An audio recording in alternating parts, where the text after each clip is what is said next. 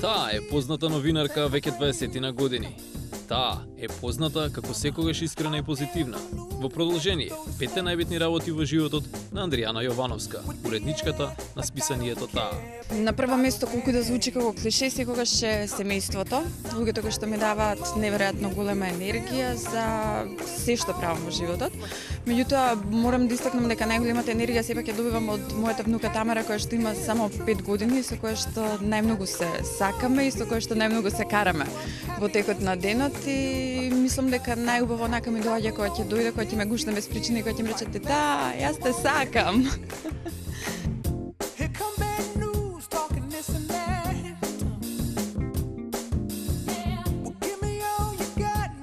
Неизоставен дел од секојдневието ми се пријателите, кои што реално можам да ги наречам моето второ семејство, заради тоа што другарките со кои што комуницирам се уште го имаме оној средношколски дух во нас, па се слушаме телефонски барем по некој половина час дневно и така имаме прилично големи телефонски сметки. Добре, што има ефтини тарифи. Да, фала Богу за бесплатните импулси кои што постојат. А другарите ми се исто така секојдневие, ствари луѓето без кои што јас не можам да живеам, без кои што не можам да си го замислам денот, заради тоа што мислам дека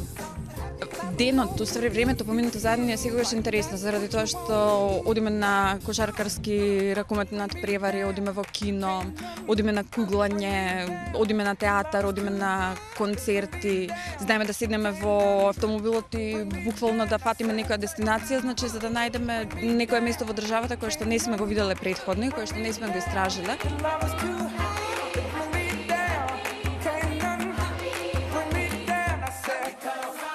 Работата ми е исто така една од 5 најважни работи во животот, да речеме, заради тоа што, не знам, веќе 19 години сум врзана со списанието Таа. Мислам дека бев втора година средно кога буквално мојата тогашна професорка по англиски јазик, а сегашна директорка Маргарита Неновска дојде и го донесе првиот број на списанието Таа. И мене ми треба отприлика 10 дена да соберам храброст да ја прашам дали јас би можела да пишувам во самото списание. Па почнав со анкети, продолжив со интервјуа, продолжив со некои други текстови кои што со текот на годините прерасна од тоа да бидам волонтер, па новинар и на крајот да станам уредник на списанието со кое што самата израснав и од кое што и самата многу научив. Тоа е работа која што е динамична и буквално мислам дека немаме два исти дена во нашата редакција, заради тоа што опфаќа многу дружење со различни личности, нели оние што се познати и помалку познати, опфаќа многу промоции, многу концерти, многу отварања, многу настани.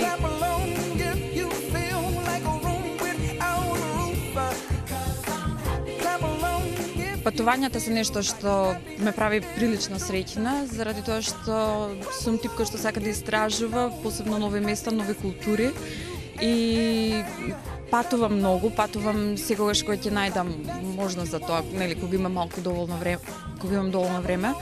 Со тоа што од сите мои досегашни искуства сватив дека Лондон воопшто не е толку врнежлив и Англија генерално дека не е толку врнежлива како што сите зборуваат, дека Венеција е најубавиот град кој што постои во светот, барем од оние што сум ги посетила до сега, дека Сан Диего, мислам дека за секогаш ќе ми остане во срцето и дека ќе најдам еден ден начин за да се вратам назад, заради тоа што се во градот е буквално феноменално и дека Париз е градот кој што никогаш веќе не би го посетила, без разлика што сите се заљубени во него, тоа е еден од, барем за мене, не знам, најнеубавите градови кои што сум ги видела.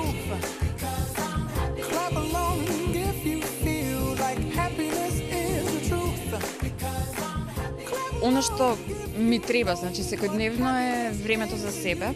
Колку и да ми е денот исполнет, секогаш морам да најдам малку време кое што ќе го одвојам за моите потреби и тогаш најмногу сакам да влезам во автомобилот и да возам, заради тоа што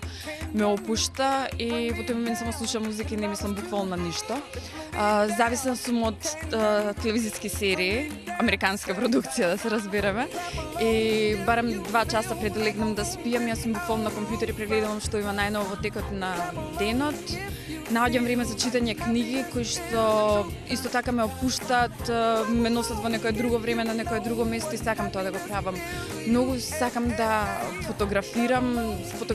луѓе, ситуации, значи не се тоа некои уметнички фотографии, меѓутоа буквално нешто што ќе видам пред себе да го сликам и да го споделам со моите пријатели, заради тоа што сум зависна од од мојот телефон, од виберот, од интернетот и мислам дека кога би немала барем малку време за себе во текот на денот, дека крајот на денот би ми бил хаотичен.